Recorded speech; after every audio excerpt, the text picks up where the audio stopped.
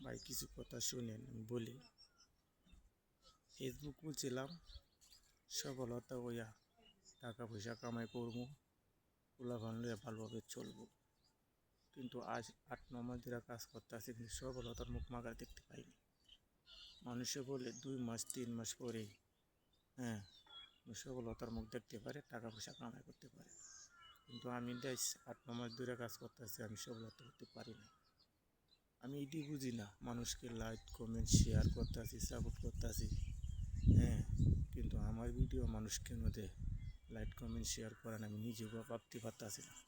তো ভাই এই জন্য আমি টেনশন করি না, কেননা 8-9 মাস ধরে কাজ করতেছি, ওখান আমি পিছাবো না, চেষ্টা করে যাতে থাকবো। দেখি ইনশাআল্লাহ একদিন আল্লাহ তাআলা আমাকে সফলতা করে ফেসবুকের মালিকের নজরে পড়ে কিনা আমি দেখবো।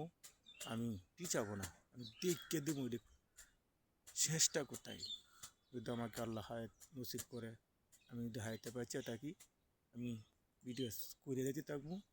অনেকজন অনেক কথা কয়, যারা আমার বয়সে ছোটো তারাও আমাকে টিসটাস করে, যারা আমার বয়সে বড় তারাও আমাকে টিসটাস করে, বলে এই সময় কি তোমার ফেসবুক ইউটিউবে কাজ করার সময়?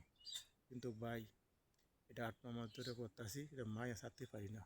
অনেক মায়া লাগে, অনেক কষ্ট লাগে। তো যদি পিছাইয়া যায়, তা কোন দিন বা আল্লাহ তাআলা আমাকে সফলতা করে। এই জন্য আমি পিছাইতেছি না, আমি মনেও সাহস রাখতেছি, একদিন না একদিন সফলতা হবো ইনশাআল্লাহ।